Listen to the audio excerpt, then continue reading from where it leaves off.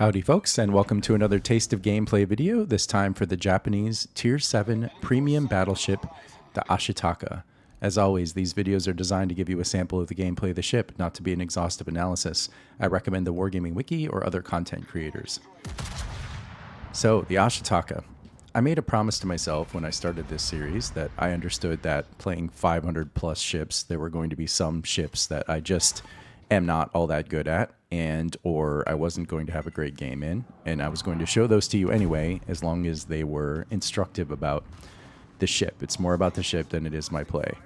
Having said that, of course, since I'm saving these for posterity, it's always more fun and pleasant to think about people watching a video like this in the future of me playing well than me playing poorly, and this is one of my better games. I think this is the first E that I've gotten on this channel during this series, and I get a little bit lucky in this game.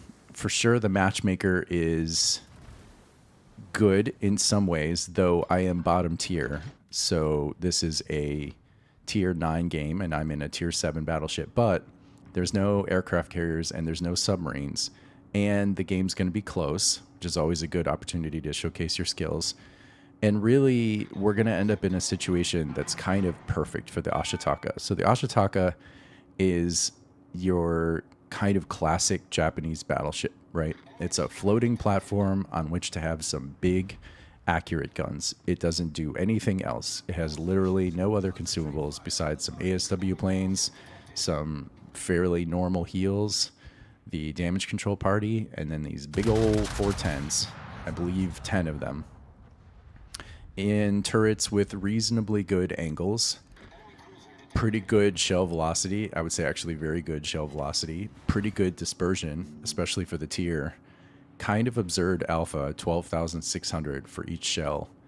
And yeah, I mean, just the more times you can keep these guns firing on targets where you're going to do some good damage, the better off you're going to be. And even though I'm not really at any particular time, I believe I have like maybe 1 or 2 citadels later in the game, but I'm not going to get any really like highlight reel salvos. It's just going to be like 4K here, 5K there.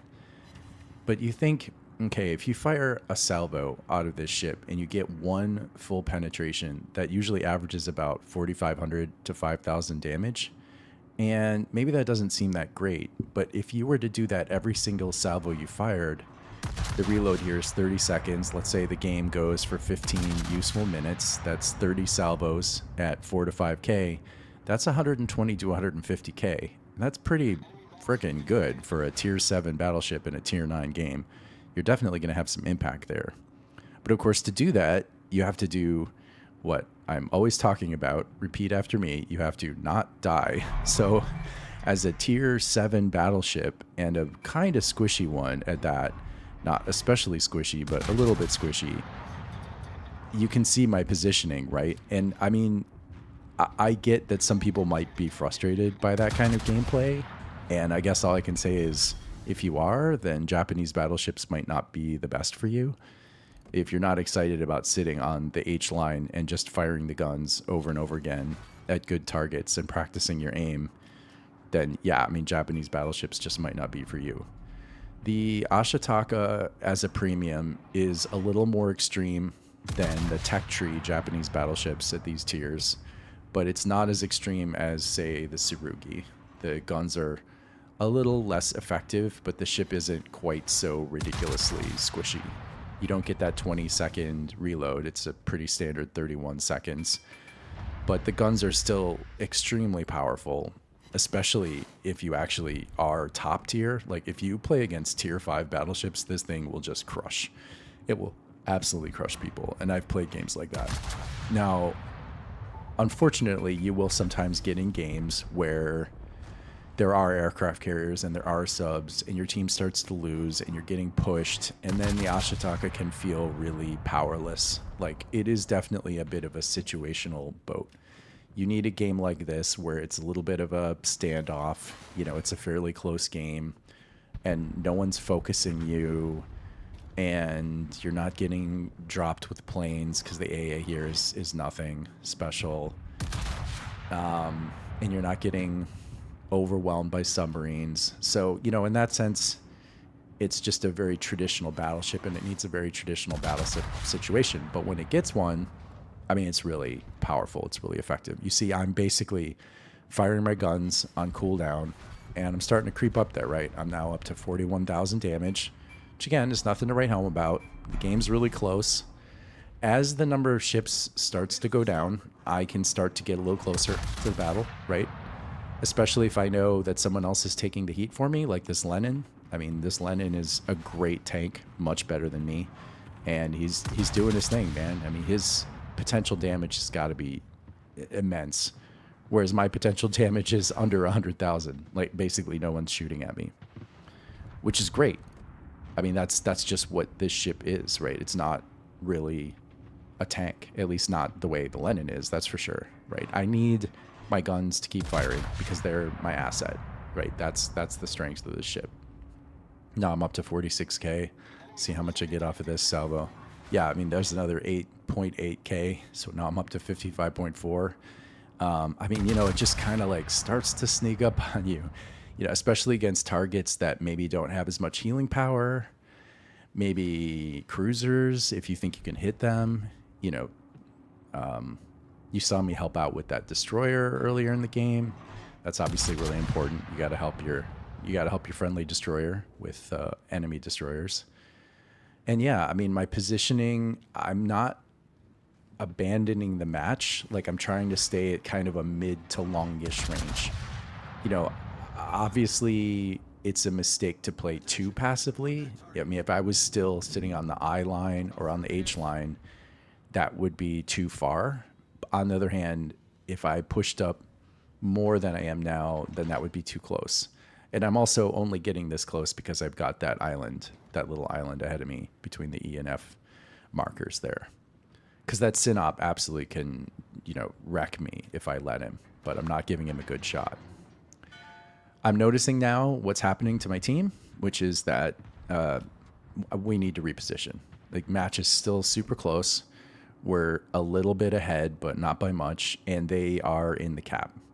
And this is an arms race battle, so you just cannot let the other team get that cap. I mean, perhaps that's obvious. It's not the same as a standard battle. You don't instantly win if you get that center cap, but boy, I mean, it's like 10 points every 2 or 3 seconds, I think. I mean, you just cannot let the other team keep that cap.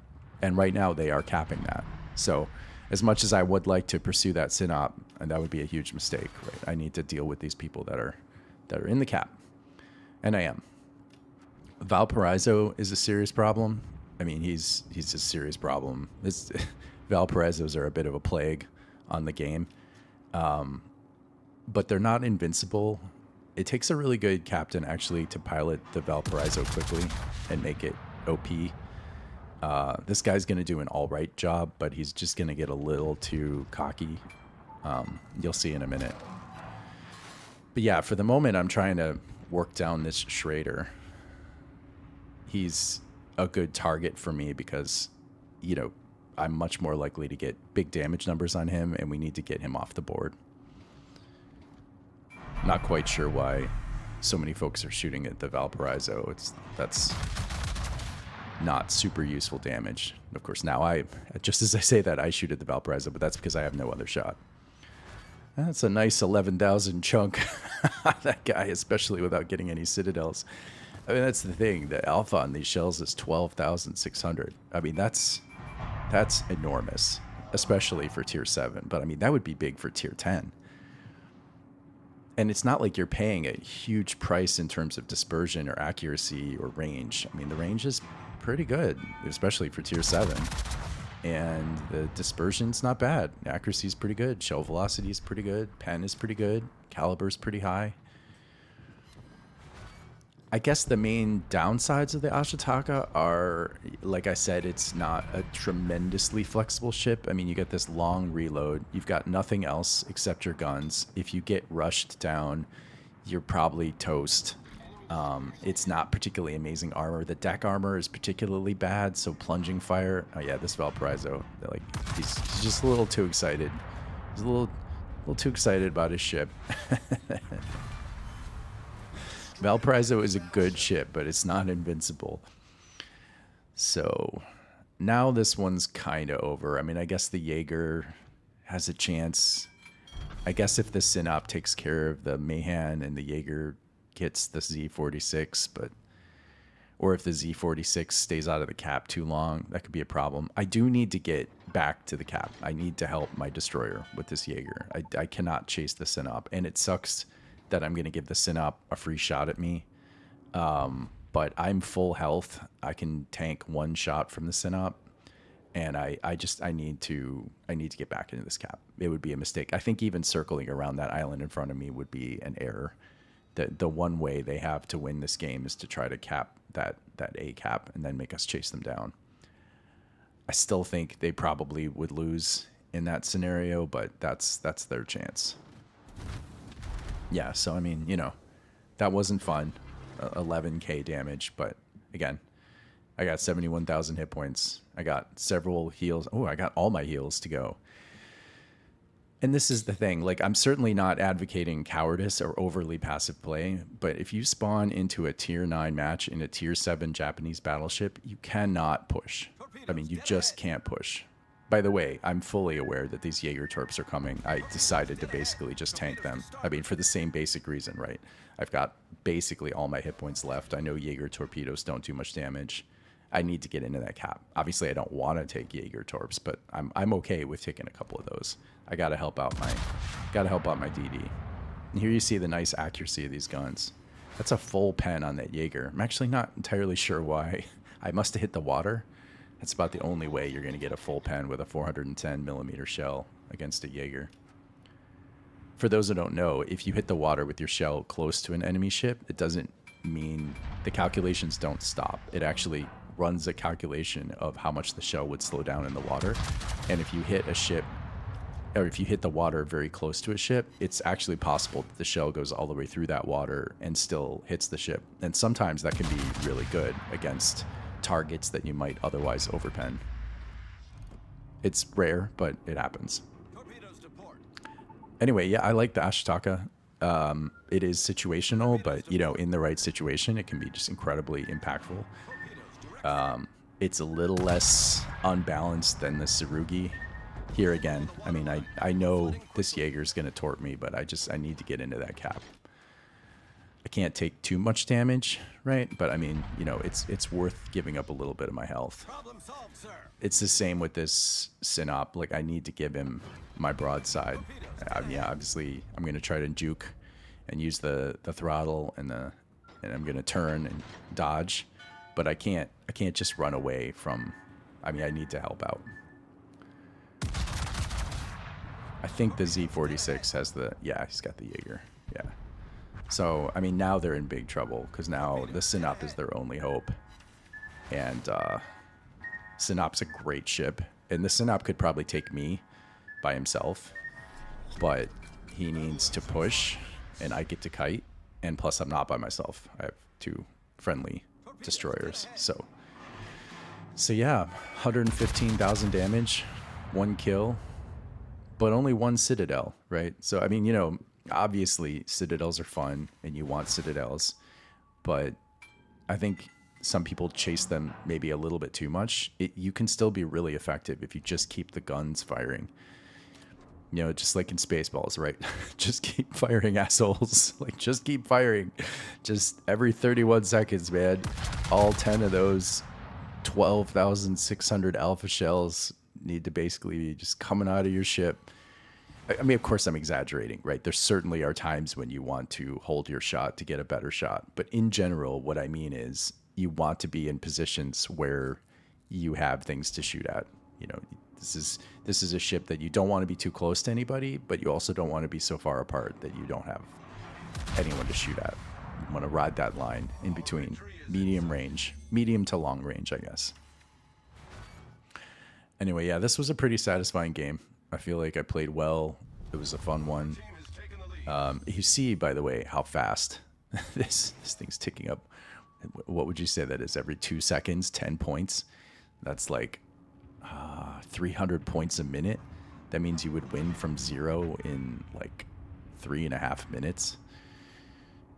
that's kind of insane. Of course, that's intentional, right? The whole point is to focus people at the center of the map. This Synop's doing the best he can. I mean, he's trying not to give me a shot, but I mean, the thing is, he has to get in that cap. He just has to, right? He's going to lose if he doesn't. I had a game on the channel, I think yesterday, where it was the same basic idea. Like, because we were ahead, I think it was the Bougainville, like the tier 1 game, because we were ahead by 30 points, they had to push us. And it's just such a huge advantage. Like, when you control the pace of the game, when they have to push into you, oh, man, that's a serious hit. I mean, Synop's a great ship. And you see now why you can't push in a Japanese battleship. Like, if I took too many shots like that, I'd be toast. But I'm not going to take too many shots like that, and I'm not toast. And we win. And that's the Ashitaka in a nutshell. Pretty good ship. Do I recommend you pick it up? Well, it's not all that different than the Tech Tree ship. So, if you want this kind of gameplay experience, you can just play the Tech Tree. But yes, I do think the Ashitaka is a good Japanese battleship. And that's my E for effort, 2300 XP. Really great game. To that Z46 on my team. Compliment for him.